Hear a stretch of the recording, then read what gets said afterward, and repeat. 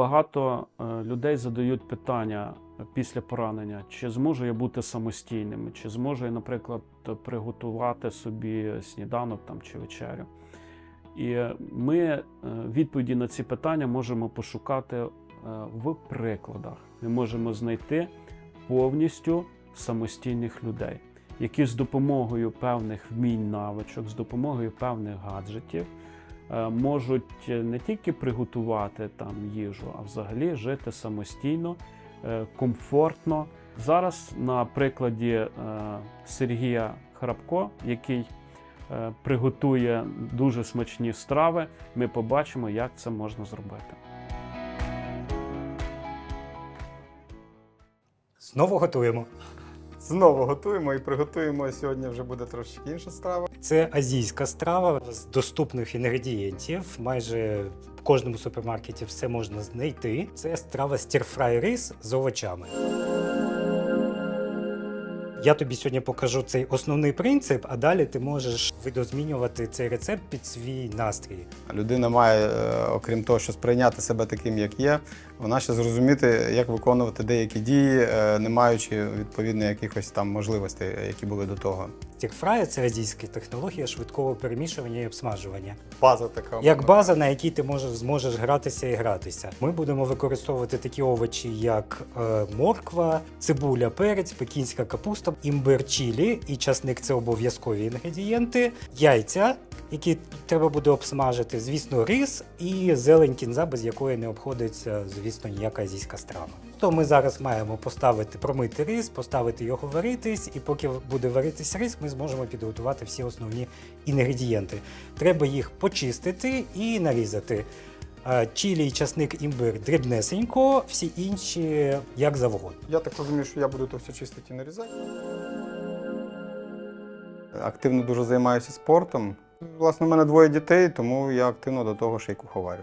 Все доволі стандартно.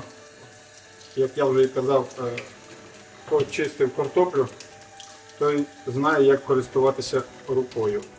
Іноді, звичайно, буває там трошки землі, наприклад, на моркві. Промили рис, помили овочі, значить ми його маємо набрати в каструльку водички. Ні, спочатку рис.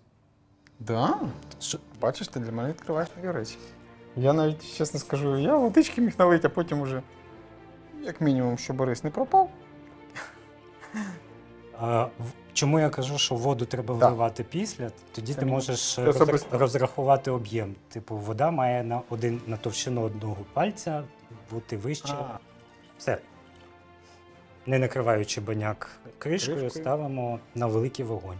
Так, чистимо моркву, все стандартно. імбир. Готував я і до поранення, і доволі, як я собі на той період життя бачив, доволі непоганим. Звичайні такі побутові речі. Спробуємо цілу, а потім, можливо, поділимо на частини. Не знаю, як буду, сам роблю то вперше, тому в даному випадку присоски такі, щоб вона але не рухалась. Ага. Значить, тут у нас інтересно з картоплею вийшло, бачиш? А от даний ми насаджуємо таким чином, таким от макароном. А тут зручно чистить безпосередньо от такі якісь довгі речі.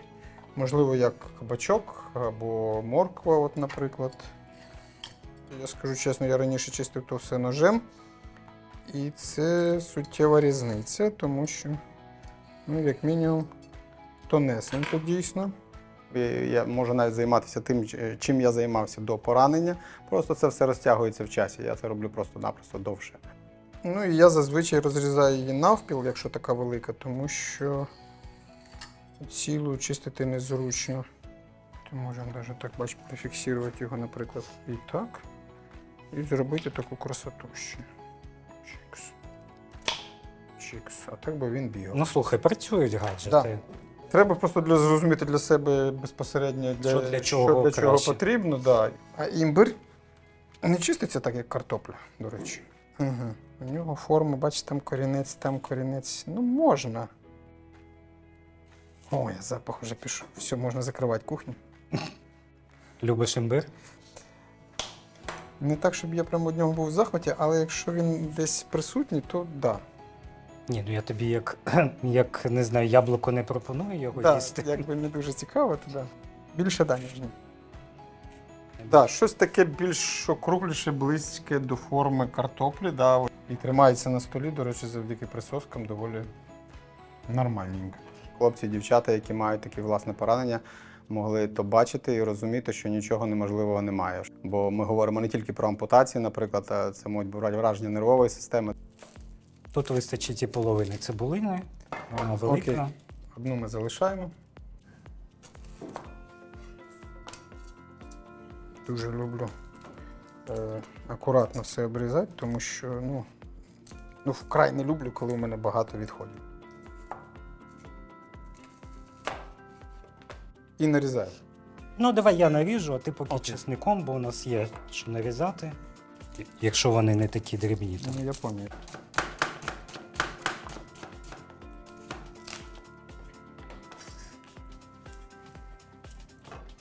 Все дуже доволі просто. Натиснули. Він тріснув трошечки. І прекрасно чиститься. А цим лайфхаком ти не користуєшся? Кажуть, коли в банку покладеш, довго потрусиш, вичиститься.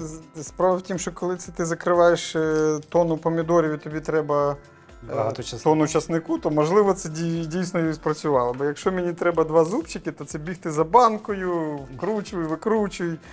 Ці всі приключення, вони тут, знову ж таки, з них невеликий вихлоп. Часник дрібненько, чилі дрібненько і імбир теж дрібненько.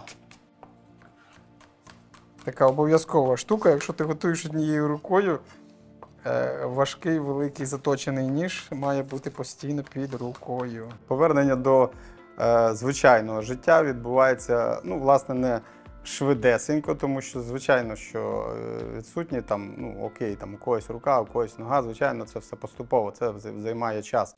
Водичка вся, до речі, ушла. Трошечки на дні залишилось, але те, що ми наливали на палець зверху, воно вже все уварилось. Великий ніж не тільки на кухні вирішує всі питання. Загалом в хазяйстві, великий ніж. Корисна штука. Так, чудово. Да? Теж сюди. Пір, часник, це просто... Може, все до останньої крихти зібрав. Взагалі, от в цьому плані вредний, я ж тобі кажу, просто у мене нічого геть на дошці не залишається. Чилі. Чилі. І, до речі, він весь іде? Я б весь поклав, але давай половину, Лишаєш верхня менш гостра. Значить, ми заберемо верхню цю заберемо, цю залишимо. А я в пилюку ріжу. Угу.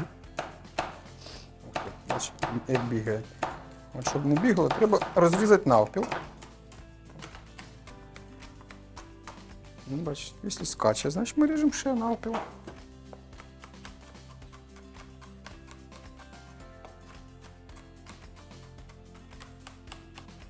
Це ок чи ще можна менше? Ні, це вже ок. Да.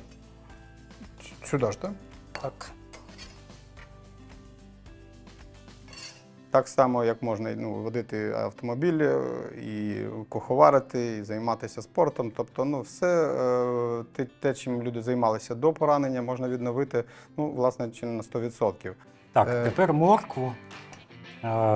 З морквою, Треба до речі, її або невеликим кубиком, або соломкою. ми ось таким от чином приблизно розрізаємо. Ось так от краєчок ми зрізаємо, щоб знову ж таки вона була пласка і могла лежати.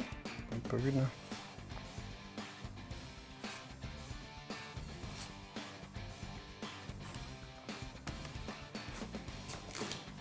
Принципово важливо, щоб всі овочі були плюс-мінус однаково нарізані, бо вони всі одночасно будуть смажитись. Чому, власне, і витрачається більше часу? Тому що, коли ти тримаєш 2 руками, тобто однією рукою тримаєш, іншою нарізаєш, ти це робиш трошечки швидше, відповідно. Перець залишився перець. і пекінська капуста. Перець. Роблю так, як це, я знаю. От його важко зафіксувати, він постійно щось бігає, кудись крутиться. Іноді на готування я можу собі виділяти, наприклад, умовно кажучи, день. Ось таким от макарончиком. Це ми не дамо пропасти. Правильно. Угу.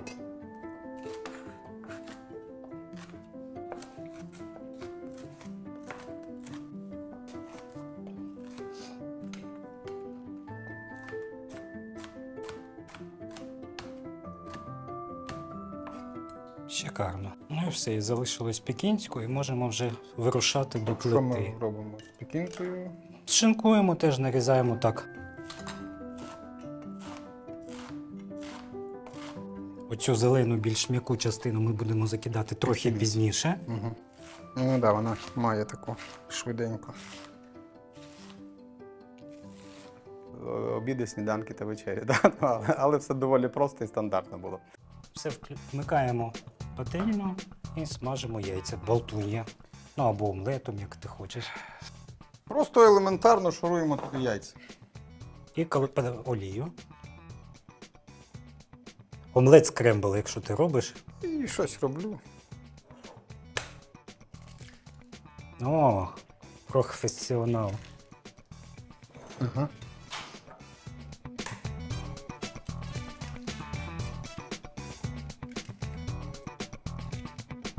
Ну, як же так, щоб нічого не попало?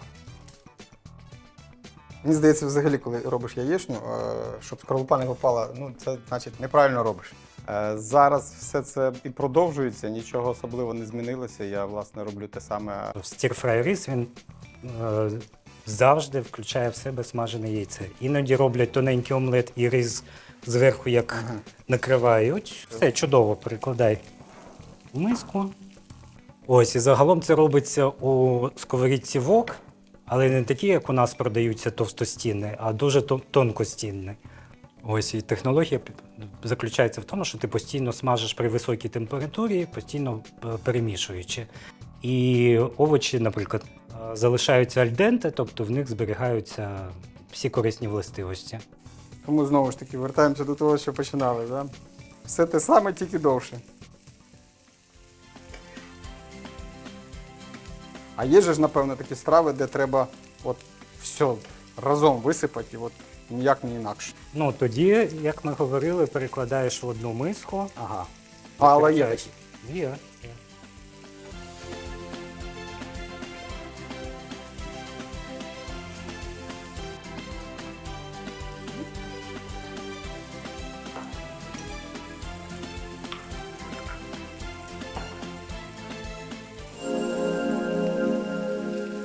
Я буду контролювати, що він смажиться, наріж дрібнесеньку кінзу. Беремо волшебну тряпочку.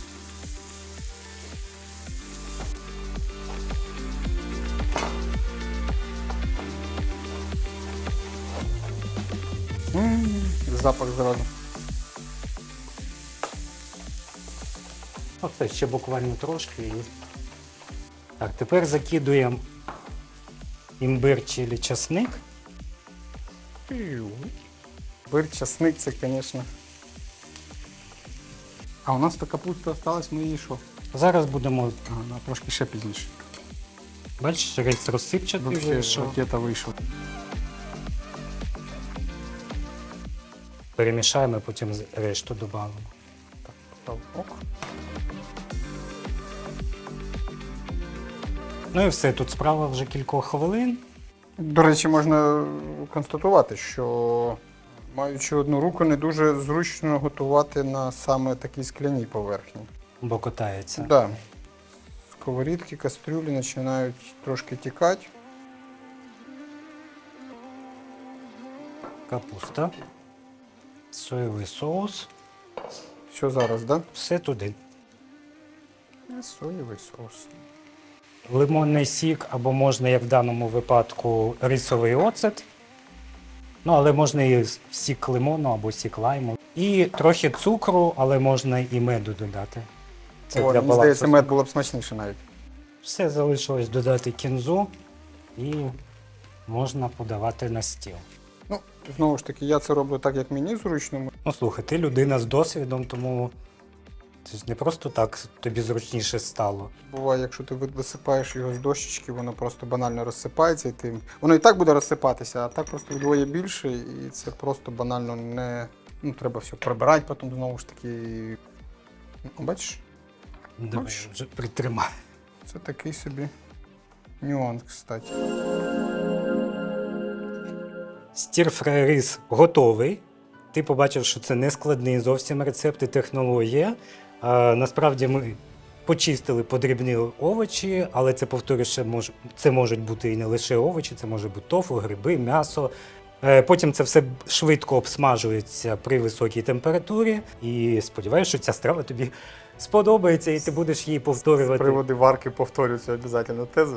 Сьогодні ми що, як мінімум, вияснили для себе, що ця штука, вона працює. І ця працює, так. І знову ж таки, про що і мова йшла, що для якихось овочів ефективна ця штука, для якихось овочів ця. І можна спробувати, я так розумію. вже. Треба. Що, я пішов за стіл пересовувати руки.